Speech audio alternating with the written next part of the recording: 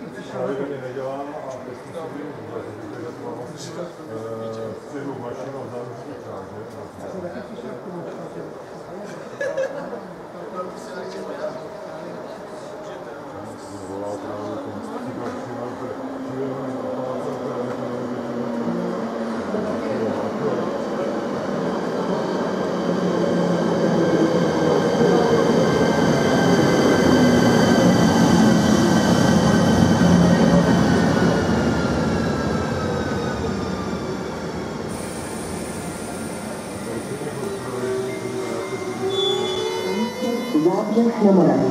Vlak Intercity číslo 550 Zlínský expres společnosti České dráhy ze směru Zlín-Střed. Pravidelný příjezd 6 hodin 42 minuty přijel ke druhému nástupišti na druhou kolej. Vlak dále pokračuje ve směru Praha-Hlavní nádraží. Pravidelný odjezd 6 hodin 43 minuty. Prosím, ukončete nástup.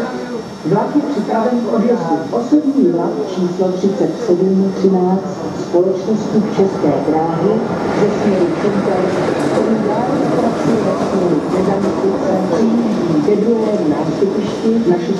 kolej. Nepřibližujte se ke koleji, na kterou výjíždí vlak. Přestupujte do osobního vlaku číslo 3774 společnosti České dráhy směr Česká Třebová, který odjel od 3. nástupiště z 5. koleje.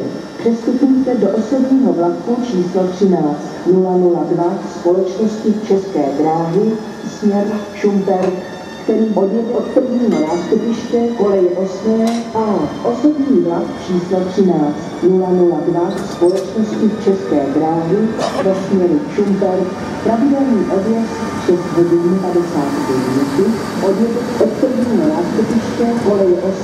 a prosím, ukončete nástup. Vlak je připraven k odjezdu.